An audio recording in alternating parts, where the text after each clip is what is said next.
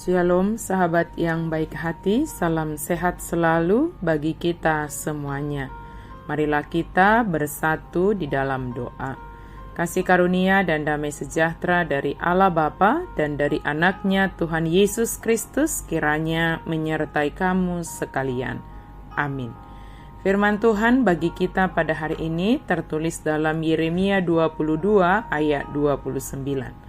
Hai negeri, negeri, negeri, dengarlah firman Tuhan. O tano, tano, tangihon ma hatani Jehovah. Dengarlah firman Tuhan.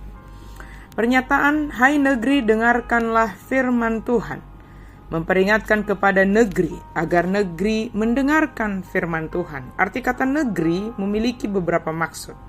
Negeri menggambarkan tentang orang percaya. Mereka seperti negeri yang berada di atas gunung dan dapat terlihat oleh siapapun. Negeri menjelaskan tentang gereja Tuhan yang merupakan himpunan orang percaya. Negeri di dalam pasal ini juga menyampaikan nubuatan kepada bangsa Israel saat pemerintahan Raja Konya. Menurut Yeremia 22 ayat 24, Konya adalah anak Yoyakim. Raja Yehuda menggantikan ayahnya. Setelah pemerintahan Raja Daud, bangsa Israel terbagi. Setelah pemerintahan Raja Salomo, bangsa Israel terbagi menjadi dua bagian. 12 suku disebut kerajaan Israel dan 2 suku disebut sebagai kerajaan Yehuda. Raja Konya memimpin 2 suku Israel. Raja Konya di mata Tuhan digambarkan seperti cincin meterai di jari Tuhan. Cincin meterai sangat berharga karena di dalamnya ada otoritas yang besar. Contohnya bisa kita lihat cerita Haman dan Esther. Cerita Haman di kitab Esther 3 ayat 10 dan seterusnya. Ketika Haman mendapat cincin meterai raja, sehingga ia memiliki kekuasaan untuk mengambil keputusan dan menjalankan keputusannya tersebut. Dengan kata lain, Raja Konya adalah orang yang sangat berharga, berkuasa dan penting di mata Allah.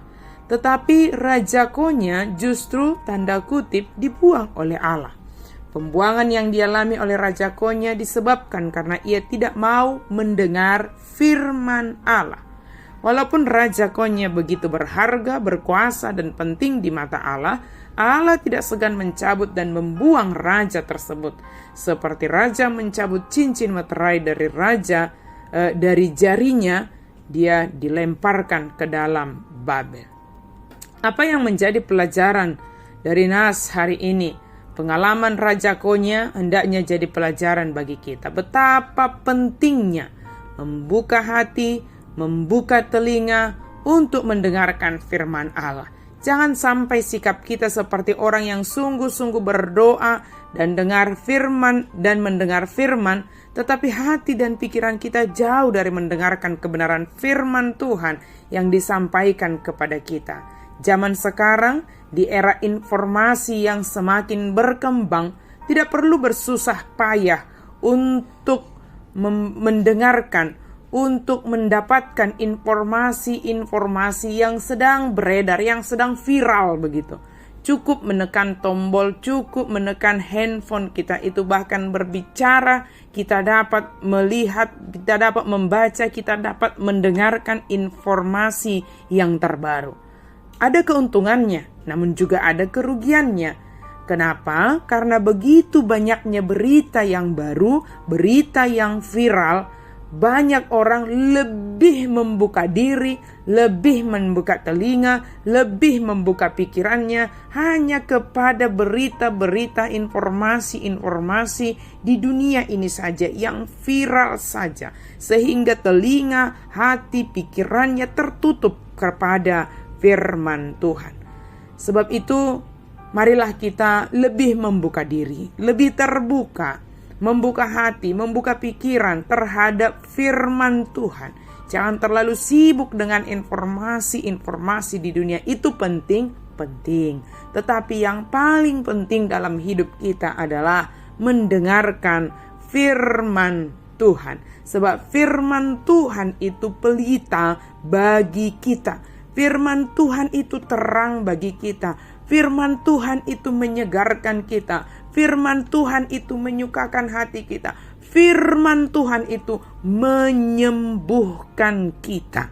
Oleh karena itu, sahabat yang baik hati, utamakanlah mendengarkan firman Tuhan setiap hari di dalam kehidupan kita. Firman Tuhan itu menjadi pedoman hidup kita. Firman Tuhan itu menjadi anugerah bagi kita. Kita bersyukur Tuhan menganugerahkan firman-Nya bagi kita, maka dengarkanlah firman Tuhan dengan hati dan pikiran yang mau dikuasai oleh firman Tuhan itu sendiri. Amin. Mari kita berdoa. Terima kasih Tuhan untuk firman-Mu. Kami sungguh bersyukur Engkau senantiasa menganugerahkan firman-Mu kepada kami. Kami mau membuka hati, membuka pikiran kami, sehingga firman-Mu berkuasa atas kami, sehingga firman-Mu memenuhi hati dan pikiran kami, dan firman-Mu menuntun kami dalam setiap langkah kami.